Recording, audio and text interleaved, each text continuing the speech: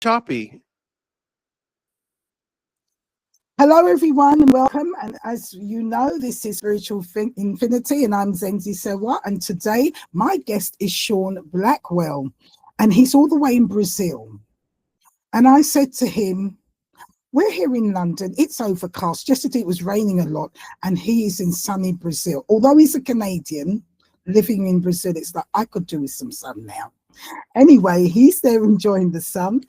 And Sean is with us today, and he is a holotropic breathwork facilitator who helps with bipolar disorder to help heal. And as I said to Sean, everything can be healed. It's just that man hasn't come across some of it yet. But because we're looking and talking about our spiritual awakening and the spiritual journey, when we look into the spiritual side of us, there's nothing that cannot be changed. And it is about this awakening. So Sean is here to talk about his journey, how he started, what happened in his life, and what brought him to where he is today. So without much ado, Sean is in Brazil, hot weather. I'm jealous. Hello, Sean. Hi, Zenzi. Thanks for having me. You're welcome. Send some Good to sun, hear. please. I'll try. I'll try. It's a gorgeous day out there. Shush. Let's hear your story about your spiritual journey and what happened in your life to bring you to where you are today.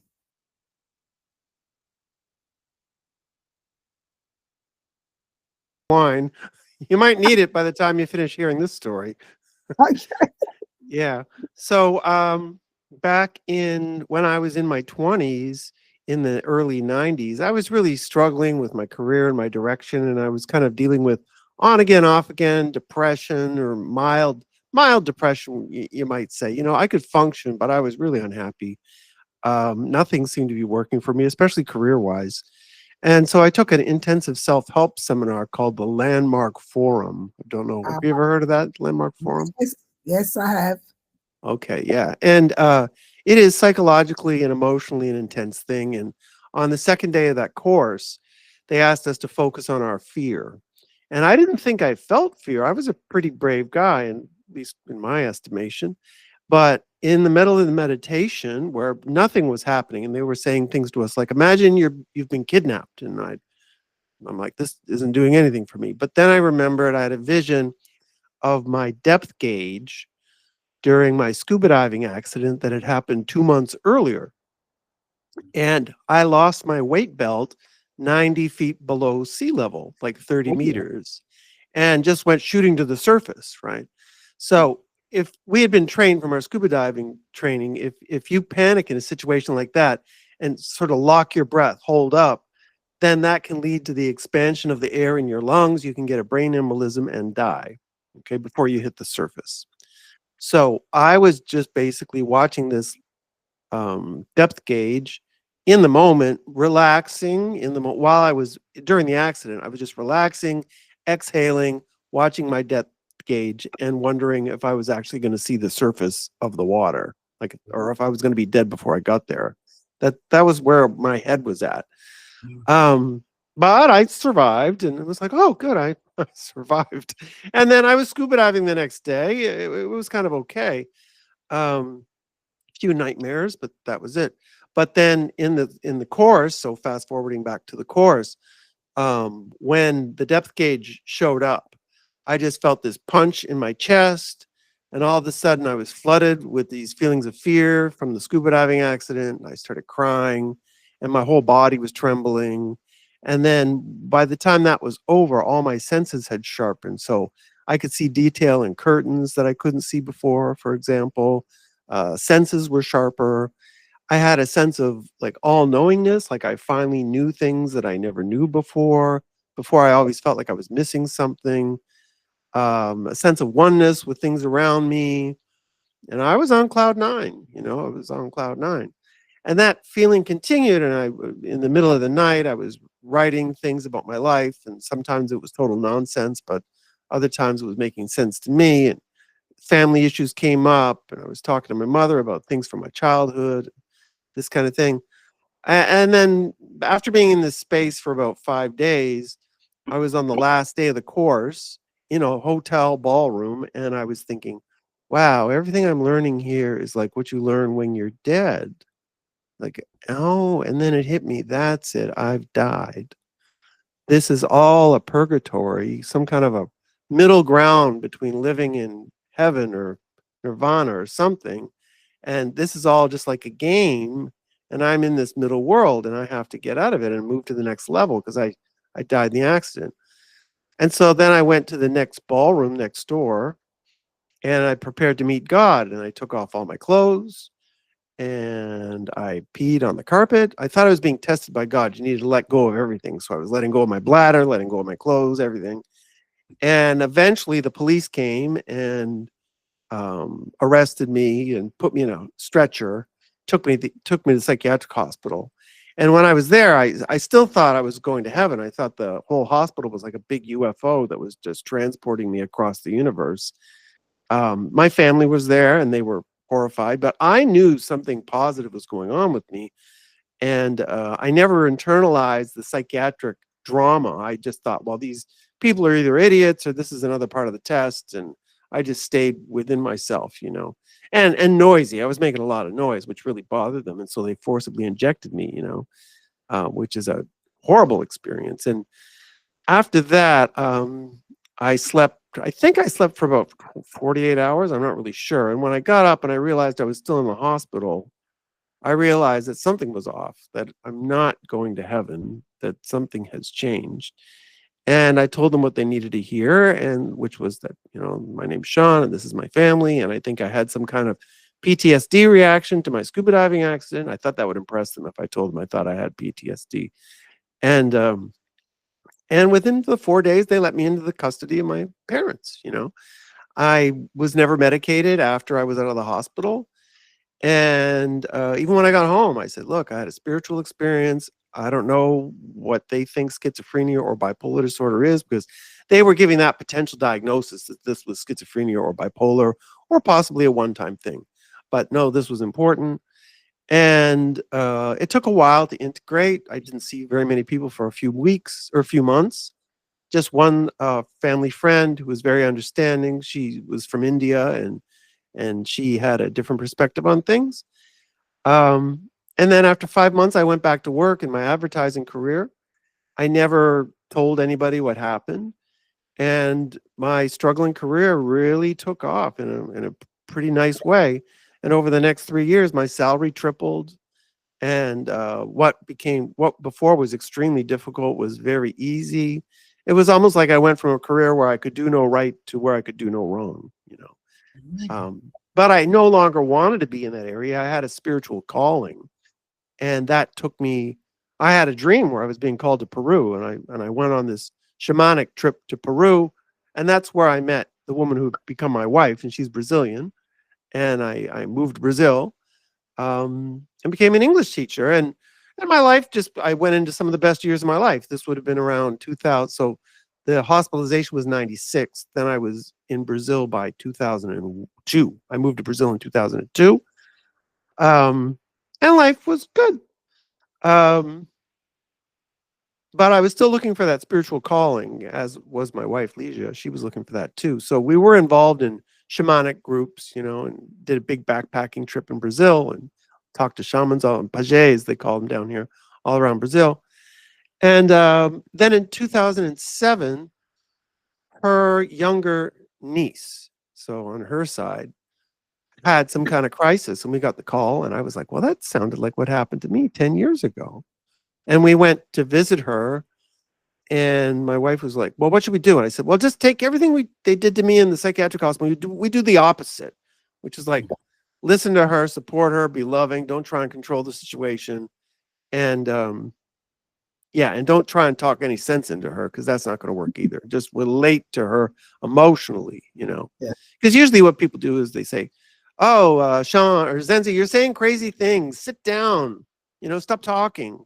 And that doesn't work. That when you try and control the person. So I went into that mode, and a few days later, the psychiatrist and psychologist both said that they had never seen someone recover so quickly from the kind of experience that she had had. It wasn't a full recovery. She was medicated, but how she had come back in 4 days was a revelation to them. They thought, wow, this is really something, you know. And her father attributed it to the medications, you know, but I knew we had some sort of an influence there. Yeah. And but then I went home trying to figure out, because they had given her the diagnosis of potentially bipolar disorder. And I went home and I went online and I started to try and figure out, well, what's the difference between what happened to me and what happened to her? And now there's one part that I missed, which is that a year after my crisis, I had discovered the work of a guy named Dr. Stanislav Grof. He's a Czech psychiatrist. And he had this term spiritual emergency. And what he said in his book, The Stormy Search for the Self, was that there is a spiritual crisis that can happen that if you can't integrate it, it can look like schizophrenia. And he laid out all the criteria, and I had all the criteria for this spiritual emergency thing. And the big difference was that with the spiritual emergency, you have some sense that something's going on within you, like you're internalizing what's going on. With schizophrenia, you don't. You externalize the whole thing, you know. So now it's now that instead of schizophrenia, when people go into acute psychosis, it's being labeled as bipolar 1, which is different from bipolar 2. Bipolar 2 is what usually people think of as manic depression. You're talking a lot of business ideas. You're not getting any sleep. You're driving everybody crazy, but you're not crazy. You're just annoying. You know, that's hypomania. And then the depression side. So you got the manic and the depression side. But with bipolar 1 these days, if it'll start with hypomania, and then you go into psychosis where you're kind of in a dream world, and you respond to the world as if you're dreaming. Okay. Your ego's not functioning at all. Like the ego, to keep you alive, is just not functioning. And that's why it's dangerous for you, you know? So, so my spiritual emergency from a psychiatric perspective would have been a bipolar 1 diagnosis these days. I would put it that way. But when it happened with my niece, though, or my wife's niece, I started this journey about, well, what's the difference between what happened to her and what happened to me? So I put up some YouTube videos, and I did a lot of early research on psychosis.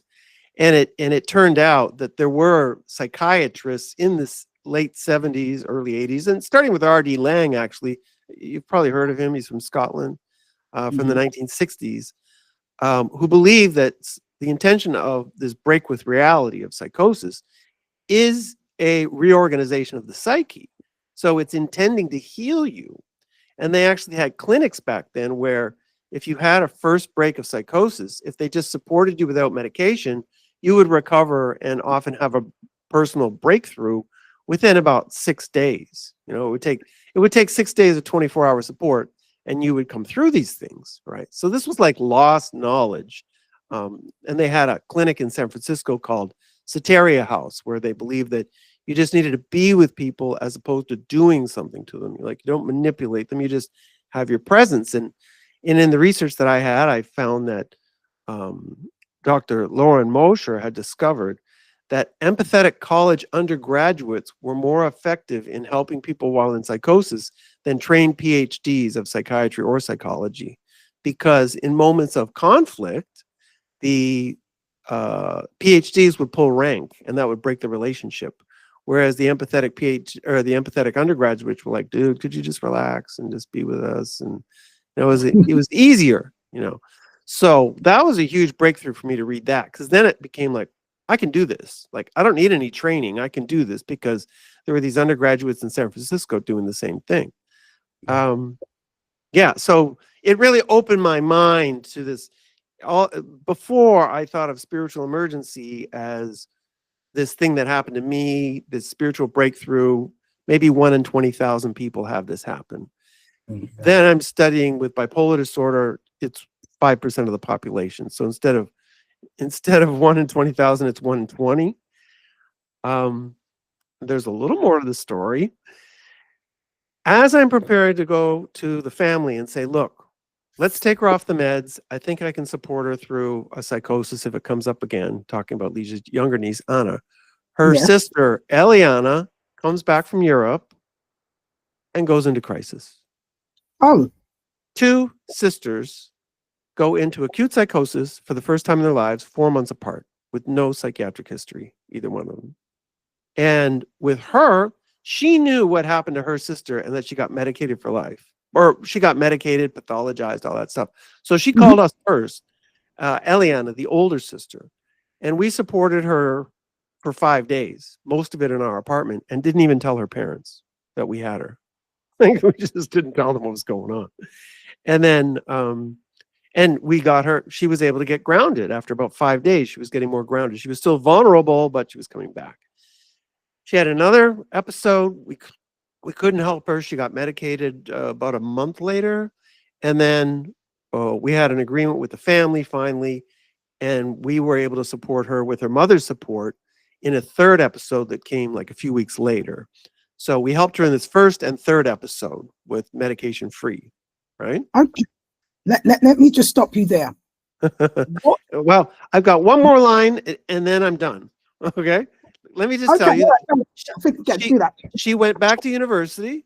She went Mhm. back to university, medication free, graduated with honors, no signs of mental disorder. And that continued for 7 years. And then she's had other episodes come up, but she got 7 years of her life without meds and actually had a very productive part in her life, you know. So that got me away to the races. Then this became my mission in life. And things went from there. Now I'll shut up. No, I want you just to go back and say, all right, you worked with her. What were you doing to help her that made her change? Right. We were protecting her. We stayed with her. We didn't talk much. We just stayed with her because when you talk to somebody in psychosis, it can bring, well, and I'm using psychosis in the, because everybody knows that word, but non-ordinary state of consciousness. They can project things onto you, onto whatever you say, and it can go positive or it can go negative. So it's Mhm. better to just keep things simple. Do you want something to eat? You know, do you want to go to the park if they're grounded enough to go to the park? This kind of thing. And we just stayed with her. We just stayed with her present. So, like I was saying, you said, what were you doing? We weren't doing, we were being. We were just being present with her. You know, the way pets are when you're in your house and your cat comes to you, you know, they just stay with you, you know, and it's good. And that's the kind of energy, almost like a pet, that you want to bring to someone in a non-ordinary state when it's their first or second break. After that, it gets more complicated. And that's where my work started to develop. But yeah, so Okay, it's being versus doing. okay, all right. So, I mean, at this time there was no breath work, or it was just being there, Yeah. just being there to support her. And as you said, not talking too much, because anything you say, it can be twisted and it can be turned in a different way. So Yeah. I suppose it was just being there and letting love, caring, the energy be around her, knowing that she's supporting and it's all, she's being supported and it's okay. Yeah. There's a doctor, John Weir Perry, who had a similar clinic. He was a Jungian psychologist in the 80s. And at his clinic Diabasis, his philosophy was the relationship is the vehicle of the healing. So you need to be in relationship with this person where they feel love and that you're on the same page together. If Yeah. that's there, but generally when people go into a non-ordinary state, they don't get relationship from anybody. They get a lot of people who are very afraid, who are trying to control them, you know. So Okay. So yeah. it's just understanding that, it's understanding and realizing that all they need is quiet, a place to stay, a place where they feel loved, a place where they feel cared for, and just taking their time whenever they want to talk or do. Pretty much. I mean, it's not that complicated. You need to Mm, keep them protected, you mm, know. But for the most part, I mean, at Soteria House, they had beds for 6 people while they, and imagine 6 people in non-ordinary states of consciousness, all living in the same house together, eating together, cooking together with the staff. I mean, it's a, I can only handle one at a time. I don't know how they did it with 6 people like that all at once. It blows my mind. Yeah. Experience. So Yeah. sure. And what happened from there onwards? Well, after working with Eliana and having this success about, wow, she went back to university, meds free. She graduated with honors. She came out. She was in a job. She worked in 11 countries and went on to do her master's degree, you know. Then episodes started coming up again, but that's another story. But she had just this amazing success. And so we started working with other people almost right away. And people would find my videos on YouTube, and I would describe different aspects of non-ordinary state experiences. You know, like there are basically 13 spiritual delusions that people go into while in a non-ordinary state. Things like thinking that you're Jesus, the Messiah, or, you know, or some kind of savior, that you're here to save the world, that you're dead, dying, or being reborn, that you're in a battle between good and evil, that you're having conversations with angels or demons. These are all a standard part of the spiritual aspect of a non-ordinary state experience, you know. And then the flip side, and that's kind of the love aspect. And then the flip side is paranoia, where you're afraid of things going on, it gets projected. Then it doesn't look spiritual at all. It's like well, maybe the devil's following you, but it's often the police or the CIA, MI6 or something like that is after you. So there's this paranoid aspect that can come in too. So you go either spiritual or you go paranoid, one or the other. That's pretty much it. And so we started working with some people in 2008 right away. Got a call one night, one guy, Sean, something's going on. He knew about my work. I'd met him already. He was in psychosis. I went to his apartment. I was turning into Kevin Spacey, and his girlfriend was terrified and in the bedroom. And we took him in our car and we went out to the house of a shamanic friend of ours who knew the guy. She introduced us to him, and we supported him out there for 3 days, you know, just while he's in psychosis. We did that a few times with a few different people, and we realized it was just too chaotic. And so I started struggling to try and make a more structured program where we could help people. And the trick was that it's okay to help people in psychosis in the first break or the second break, but afterwards it just becomes a broken record, and it doesn't seem to go anywhere, and we don't know why, you know. So I was like, well, how can I help somebody who's, for example, had 5 episodes over 5 years? And that's where I started to look at Stan Grof's work again, the same psychiatrist that had inspired me. And he had this technique called holotropic breath work. He had been the last psychiatrist legally allowed to do psychedelic therapy in the United States in the 1970s. And then when psychedelic therapy became illegal, he started to look at the breath, because he had seen sometimes patients would go into accelerated breathing patterns and seem to come out better. And I had noticed that happen with Eliana too. One night on her sofa, she started to accelerate her breath, and it seemed to have some sort of healing aspect to it. So I started to study holotropic breath work. I started to take the training course.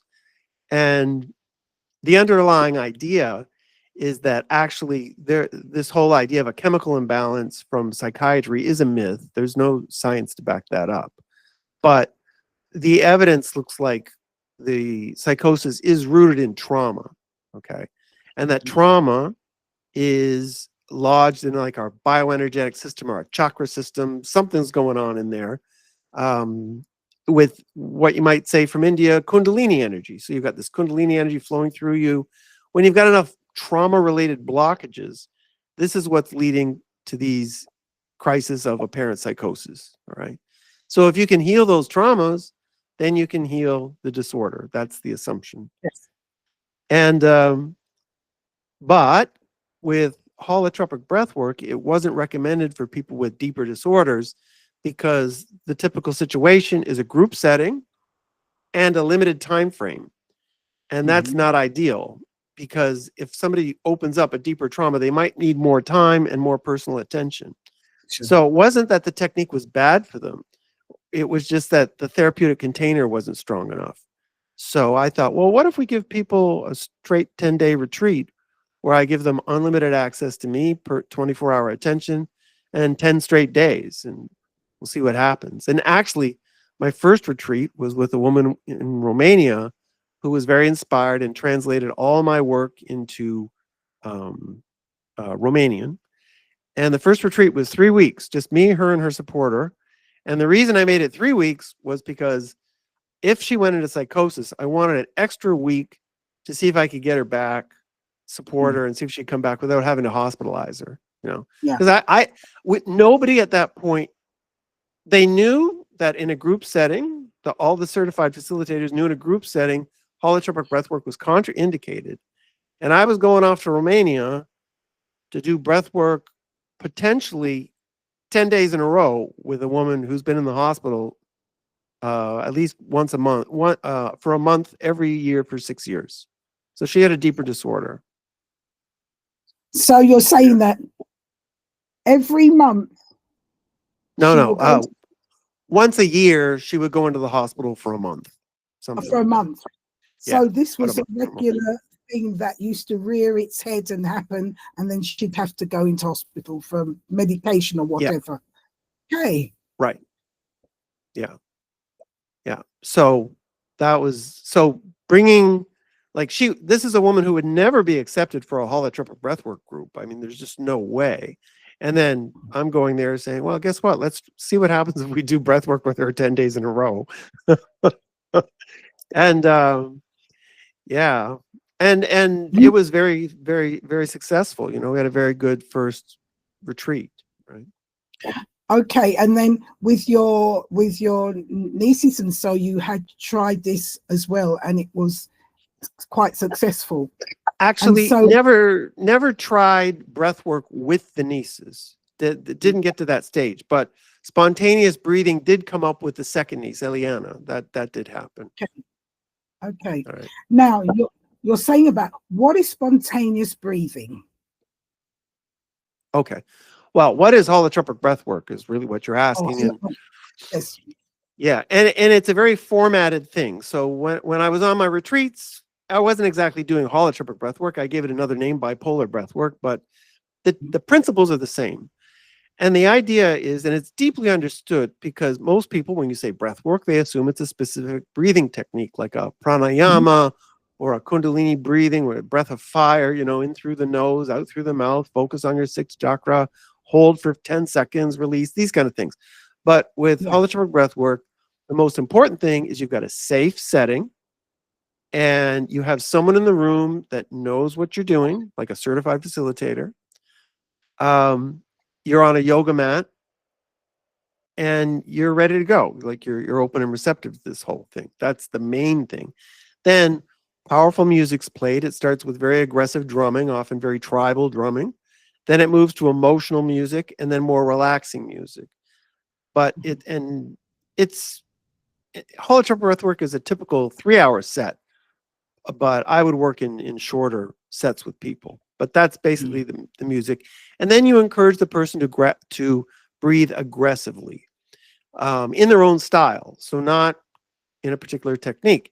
And what that's doing is, like, you imagine you're a surfer. Before you can surf, you need to swim to get out to the waves. All right. Yeah. So the breathing is like the swimming. The breathing is like taking you out to the waves of the unconscious.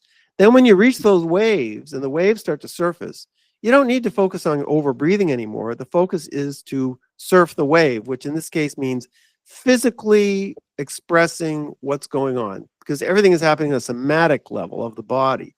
So you're expressing yourself physically by moving around on the mat.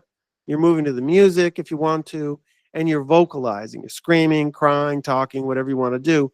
And you stay in that process for, you know, as long as, in my case, you could stay there as long as you wanted.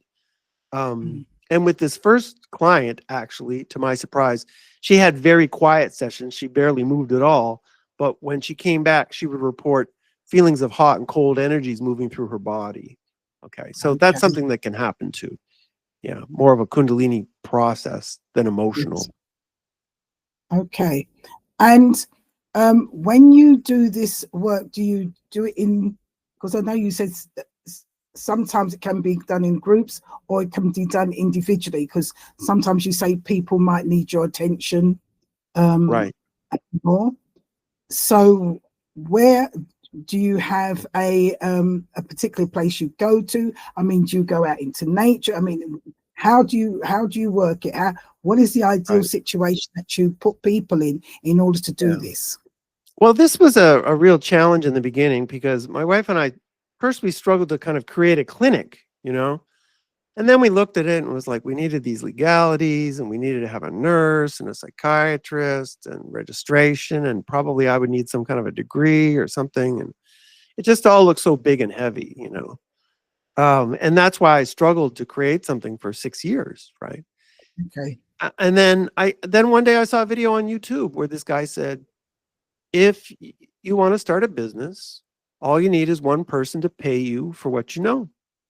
And I thought about Livia, my client in Romania, potential client in Romania, and I called her up and said, "Do you want to do a retreat with me?" And right away she said yes. And by that time, I had decided that at that point, the client needed to supply a location. So I said, "You need to find a location. You need to have a lot of privacy there, and you need to be able to make noise." So country house, farmhouse, this was ideal. And she had Okay. a friend who had a farmhouse in Romania, and that's where we did the work. And you just have an empty room in a farmhouse, and it was pretty rustic. I had an outhouse, you know. It was, you know, that's where for your younger listeners, that's where you need to go and poop outside in nature. Basically, there's a toilet outside the house, into a hole. You poop into a hole, right? Yeah. It's not one of those places where you have all the posh facilities. It's actually going into No. nature, being natural, and just being with nature and being focused in that moment, feeling safe and secure. The nature aspect can be great. Okay, I've got a place here in Brazil that we've taken people to, and they just love it. Okay, but I've also done this in a Brooklyn basement, you know, in Brooklyn, Okay. New York. As long as I've got the privacy, I'm good. Mhm. You know, as long as the police are not going to show up at the door. You know, because my big rules when I went out and did this stuff is don't get killed and don't get arrested. So those are my priorities. Is don't get killed and don't get arrested. So, for example, when I went to Romania, you know, it's a farmhouse right out in front of my bedroom.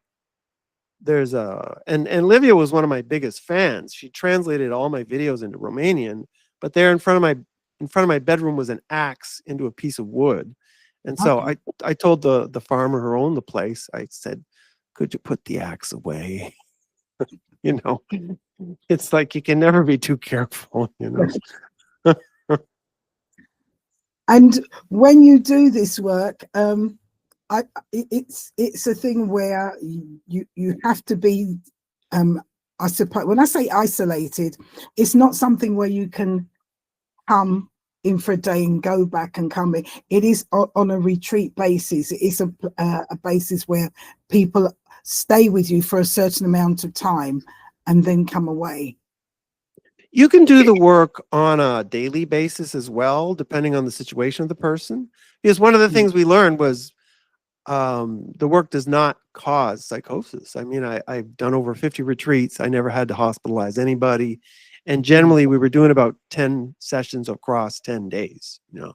So that was good. But where it can be, where we need the absolute privacy is that we can't have people coming into the room when a person is so energetically open, so vulnerable, and they're just coming in with like a bag of groceries. Hey, everybody, how you doing? I'm coming in. You know, it's a sacred process we're in, and that's what really some people just can't grasp that what it means to be in a sacred process and the intended tone in that situation. So even when I would work with the client and they would have a voluntary supporter, sometimes those supporters really didn't get what we were doing. Even though they were there for their friend, they didn't quite understand what was happening. And so I would tell them, I'd say, you can stay with us in the room, but if you want to leave, just don't come back into the room. That's all I'm asking. Don't come back into the room. You can go out, but don't come back.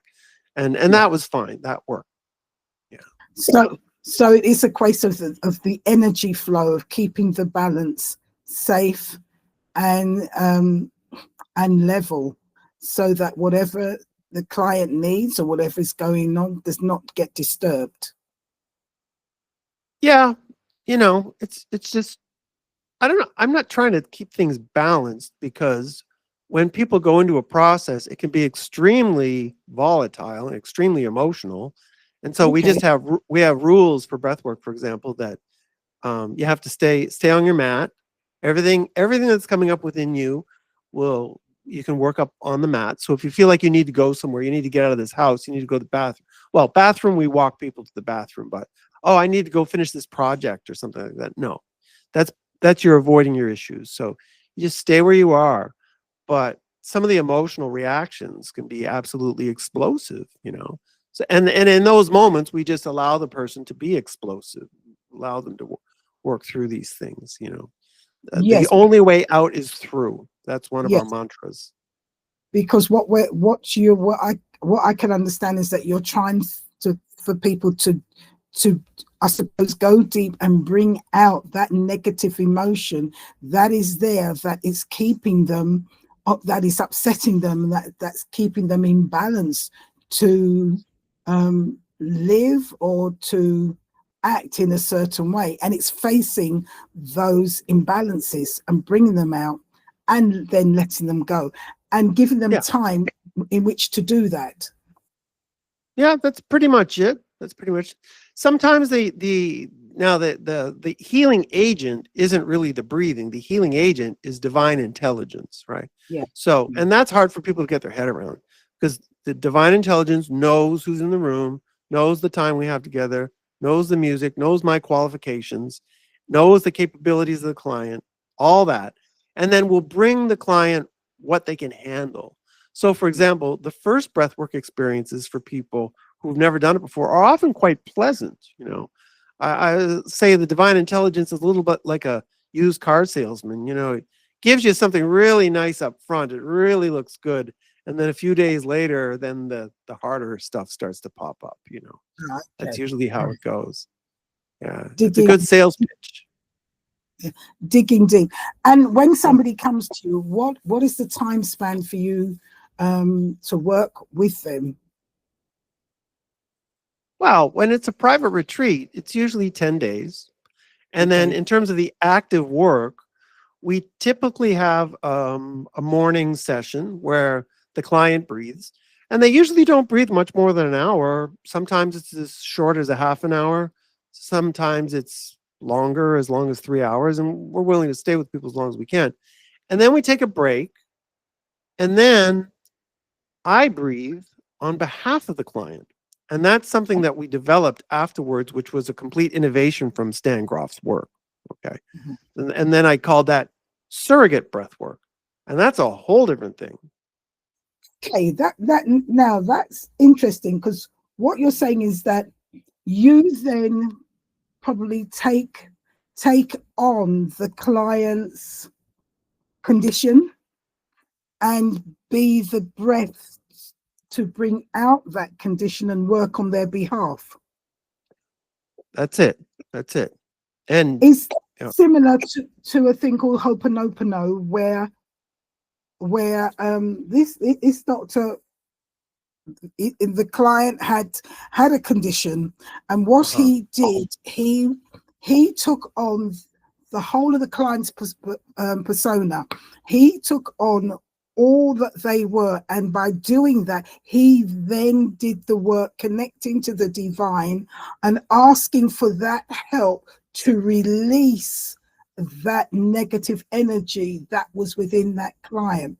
And once he did that, he actually cleared things on their behalf, but he took on. So that sounds similar to what you're doing.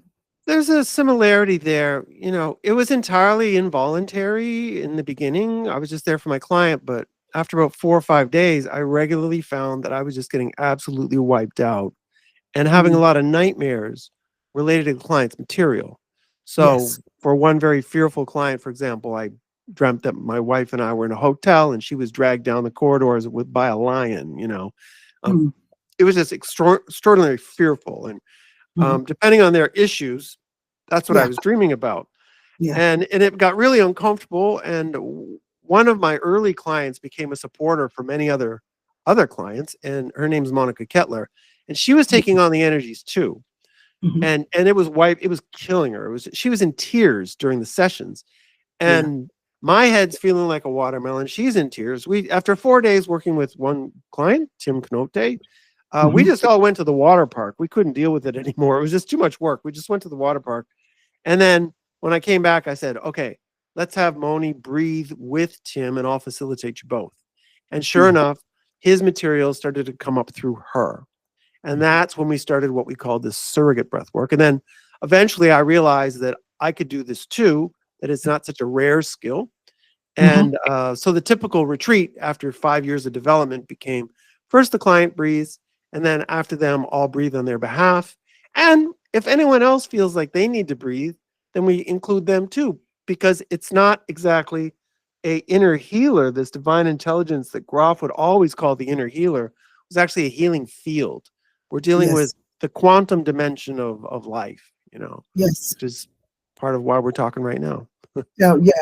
Yeah, because all that, because we are energy, and what it is our energy field has become corrupted. For once, it's become corrupted, and therefore we've become imbalanced, and we need to decorrupt and rebalance that energy field so that everything can flow in unity and uniformity. Well, I certainly see the whole process as part of the evolution of consciousness, like you were talking about, our spiritual development. And when we get into we talked about my book, which tells the stories about these client experiences that I have, Bipolar Awakenings, The Quest to Heal Bipolar Disorder. That's my second book. It's about the client experiences. When I get into that, chapter 2 is Ken Wilber's development of the evolution of consciousness. And because part of the evolution of consciousness is also about the evolution of spirituality and how we come to see ourselves as spiritual beings and what that entails, And for me to do this work, at least as the facilitator, you need to see yourself as a spiritual being to a certain degree and see that in other people.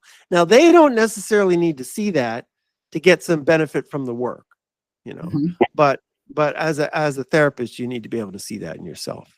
Yes, you do. Yes. So, Sean, you're working in Brazil. How do people connect with you? How can people contact you with regards to going further if they're interested in this? Right. They can contact me through my website.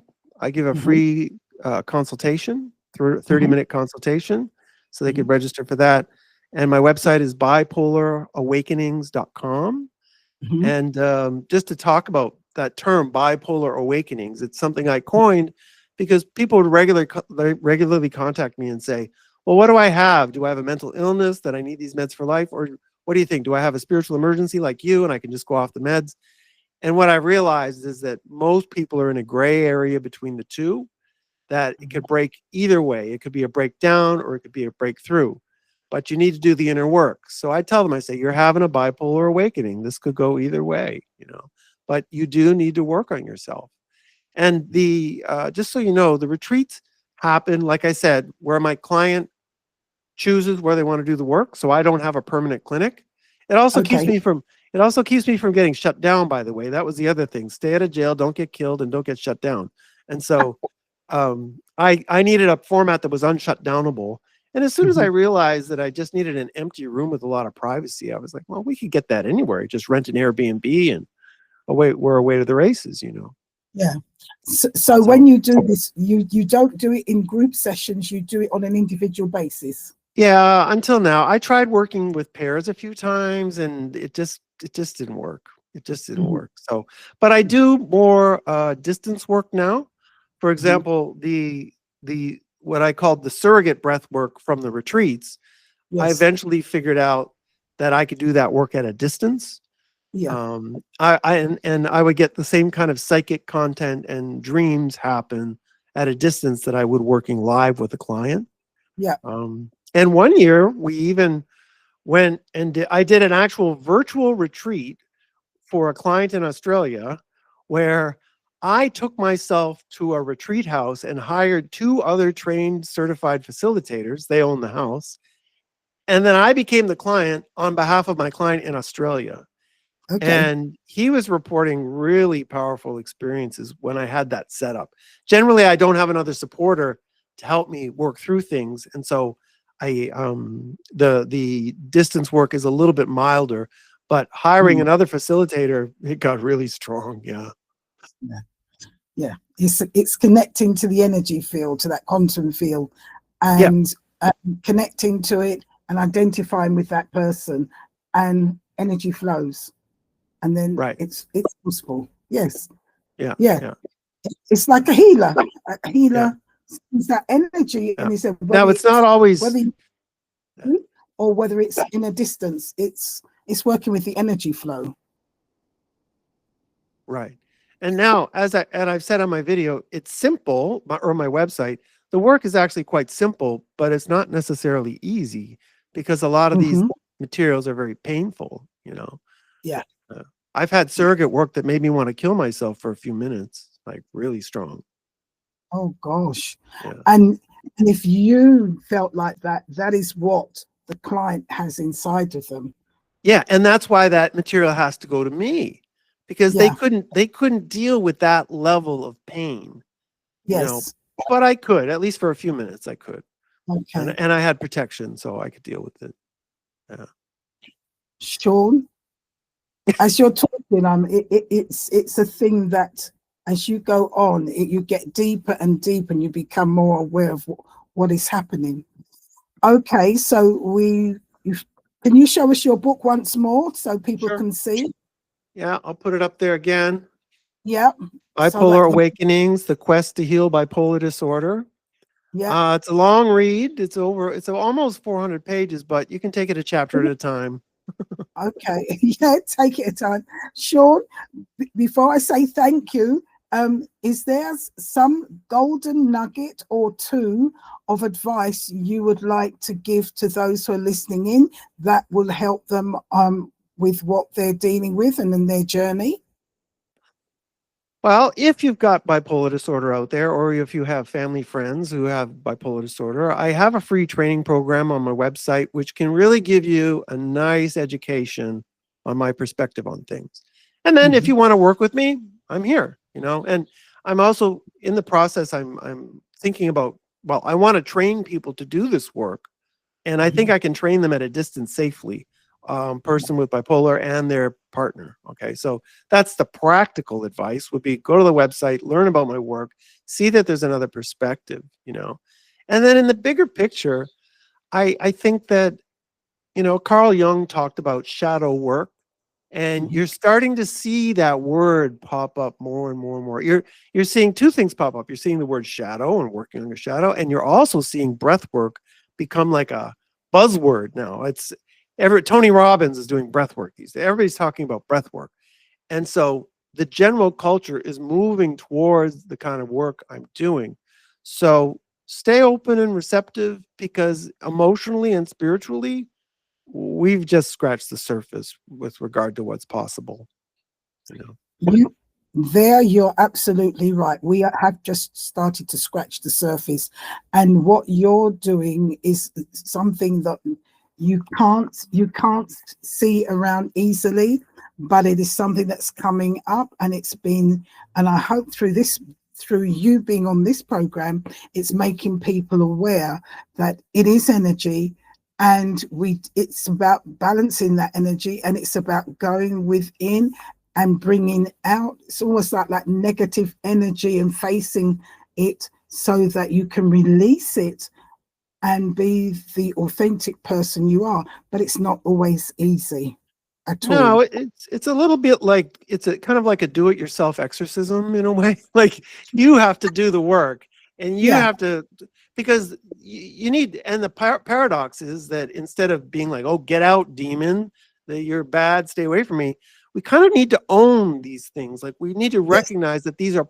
parts of us, no matter how ugly or painful, and open up to that. And if we do, and there is no part of our society right now that is doing this. And in my opinion, No, culturally, anywhere in the world, this is not happening. Nowhere in the no, world is this happening culturally. So, it's not. And I'm so grateful and honored that you've come on this program to talk about it, to make people aware, because there are different things that we can use. And this particular thing that Sean is doing, I haven't heard anybody do it. So if you feel that Sean can help you, he's given the website. I will put it up on my write-up when I'm sending out the video. Please, please, please contact him and have a word with him. So, but for now, I'd like to say, Sean in Brazil, thank you so much for coming and talking about this. It's something I haven't heard of, but it's something that, as you say, with breath work, it is rearing its head. It's something that unique that you have brought about. I hope people will identify with it and reach out if they need that help. So from now, from Sean in Brazil, thank you very much. And for all my viewers there, thank you for joining us today. Until another time, take care and bye for now. Bye, everybody. bye-bye. Bye-bye.